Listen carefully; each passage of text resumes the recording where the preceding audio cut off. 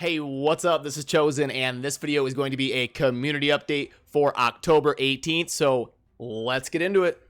Alrighty, a lot to unpack here in this community update. We've had some crazy things going on the last couple days, and a new event that is pretty wild and interesting. People are fired up about it on Reddit and in Discord, so I'll get you my take on that. Also, some stuff coming down the wire here from Cirilla, community manager, giving us some updates on a few things in Discord, and I will actually just go ahead and start there, and we'll talk about that. So, this is coming from Cirilla, who is a community manager in the raid community and usually posts these types of updates here. So these are from the main raid Discord posted by Cirilla. So first of all, we've got a hello everyone, seeing that the question about whether or not there will be a double chances for shards during the current Summoning Rush event is the most popular one right now. I would like to let you know that the chances will not be doubled for this specific event. We will keep you updated about our plans for ×2 events in the future. So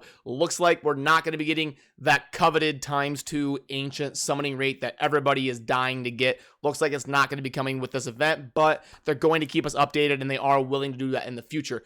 I would love to see a ×2 ancient shard event soon, because we've gotten ×2 voids, we've gotten ×2 sacreds. A lot of people have been kind of pooling up their ancients and waiting for that ×2 ancient event, so I wish they would have found a way to kind of do it with an event this weekend, but looks like we're gonna have to wait a little bit.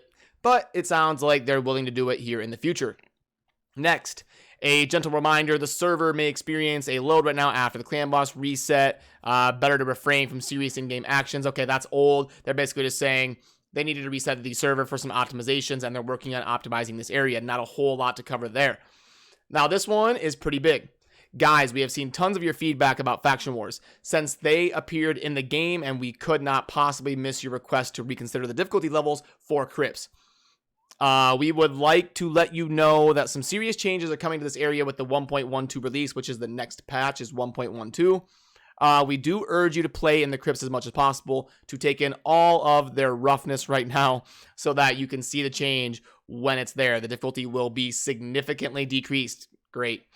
Good glyphs won't be a rarity anymore, and your champions are in for a really good treat. Have a good weekend. All right, this is awesome news. So a lot of people have been kind of complaining in the raid community that faction wars are just way too tough. Now, even your super endgame players that have a full team of 6 stars that are max booked, level 16 gear, perfectly optimized, are struggling mightily to get through faction wars, and your mid-game players can't even get to a point where they can get decent glyphs. So a lot of people aren't even bothering with faction wars. So I'm glad Plarium is acknowledging that, and they're going to be looking to significantly decrease the difficulty. She specifically said significantly. So looks like it's going to be more realistic for people to progress in faction wars and for the end game players to actually get to the later stages. So, and then she also mentioned to, continue to play faction wars so that you'll actually notice the difficulty decrease when it comes through. I will definitely keep you guys up to date and, and let you know how it changed my faction wars levels and kind of the percentages. I think that they made it a little bit easier, so stay tuned for that. Okay, the big thing to cover right now in the raid community is this event that has gone live, and I've kind of done a little bit of reading on the forums and on Reddit, and people are pretty fired up about this event, pretty upset. I think it's justifiable for some people to be upset or at least disappointed with this event.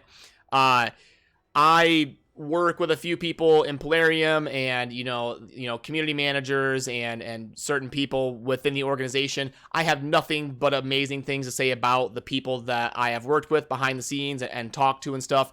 They're all great people. But I've always said, if you watch me, I've always said, the integrity of my opinion is more important to me than anything. So I'm always going to be honest and critical when I need to be, even though it's nothing personal. I love everybody that I've worked with at Plarium. But that being said, I don't like this event, and I'm kind of thinking there's a lot of thoughts going through my head here on where to start. Okay, first off, let me start with the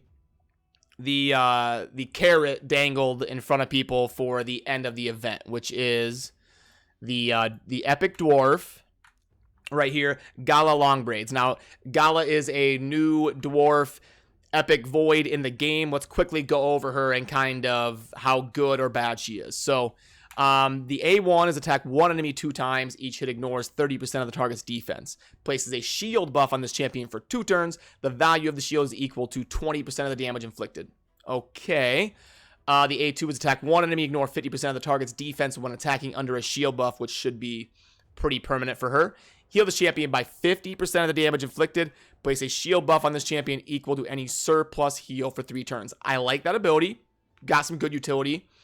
I do wish it was maybe a 3-turn cooldown since it's only a single target, but okay. Attack one enemy 3 times. Each hit ignores 25% of the target's defense. Grants an extra turn if this champion has full HP after using this skill.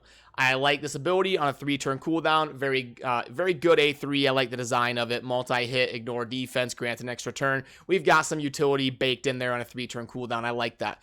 The aura is increase ally attack in all battles by 25%. She's an attack character. I'm okay with this. It's a decent aura, not amazing, not bad. It's okay. We've got a base speed of 97, which I'm okay with. Pretty decent. We've got a high attack rating for an epic champion, so able to scale well depending on the multipliers if you get good gear on her. The only thing I would maybe change is I would give this A1 some ally utility, like instead of place a shield buff on this champion for 2 turns, I would say place a shield buff on all allies for 2 turns, and then maybe lower the value of the shield to 15% instead of 20. That way we get just a little bit of ally utility out of this ability, and then if we change that, make that one change, I think this character would be pretty good for a Void Epic, and definitely be worth getting. Now, so I guess all in all, I would say this champion is like a B. Decent. Probably not god tier, not trash. I would love to kind of, jump in and test a few of this stuff. She could be very viable for like some sort of, speed farming strategies and stuff like that. But no AoE damage, unfortunately. Does bring the aura to buff the rest of your team though. So yeah, I'll give her a B. Okay, so now that we got that out of the way, let's go back to the event here. Okay, so we are gonna need 10,000 points to get Gala as a reward for this event. Let me pull up my notes here. Okay, so to get 10,000 points, 20 Sacred Shards, or 84 Voids, or 500 Ancient Shards to complete this event. Now, that ends up being worth anywhere between $400 and $1,000, depending on what shards you're using. If it's mainly Sacreds and Voids, you're going to be somewhere in that like $400 to $600 range, depending on the offers you get and how smart you've spent your money. You'll be somewhere in that $400 to $600 range. If it's Ancients, you'll be somewhere in between that $800 and $1,100 range, again, depending on the offers and how you acquired your shards. In terms of like in-game currency value on what you had to expend to get to 10,000 points. I think that is a pretty insane amount of money to complete this event, because when I plugged in, my trusty calculator here, when I plugged in all of the rewards for this event, let's say all of the rewards for this event, all the energy, the books, and the champion, if this were an in-game offer for sale, comes out to something I'd be willing to pay about $60 for. So to spend $500, $600, $700 worth of shards to get $60 worth of rewards, I don't like the design of that. So in my opinion, what I think this is a heat check by Plarium. If you watch my stream or if you're familiar with my channel, I refer to a heat check a lot of times when I'm going to be like pulling shards just to see if they're hot. Let's do a heat check. Let's see if shards are running hot tonight. I think this is a heat check by Plarium to see what players are willing to kind of invest and what percentage of the player base will go for this. I think their kind of way of thinking here is, okay, our game's doing pretty well. We've got a pretty active player base. People are chasing events. Everything's going well. Let's throw something out there as a heat check and just see kind of what percentage of our players will go for an event like this. And I think it's going to be a low percentage. I know that I'm not going to be going for completing this event. I'm going to debate based on like, you know, how the stream is going and stuff like that. I'll kick around the idea of getting to this 5,500 points just to complete this first tier, because that's how I would treat this event. The 0.1 or, you know, 0.5% of players that are gonna just dummy whale out and go for 10,000 points to get Gala, that's fine. That's great. I would treat this event as if it ends right here at, you know, or not 5,500, as if it ends at 2,500, because if I plug the rewards for the up to 2,500, now we're getting, you know, about $18 to $20 worth of value throughout here. And that's a lot more of a realistic / normal event that we're all used to. Is an event that kind of lays out like this. That's how I would treat this event. This first page, these first 2 rows, that's how I would treat this event. I wouldn't be going for this stuff down here unless you are just a crazy whale. Again, 500 ancients, 84 voids, 20 sacreds. I don't think it is worth it, you know, to get the payout of a couple books, a couple chickens, a couple pieces of gear, and Gala long braids. I don't think she is revolutionary enough to justify that shard investment when we're not getting a ×2 summoning rate on anything. Now, it'd be a little bit different if ancients were ×2. I would be like, hey, pull as many ancients as you can. They are ×2. We don't know when we're going to get this again. So yeah, you know, buy some shards if you can get good value. Pull the ancient shards you've saved up and kind of see where you can get. But the fact that nothing is buffed in terms of summoning rate, this is something I would, you know, recommend in terms of min-maxing your play on raid to just avoid.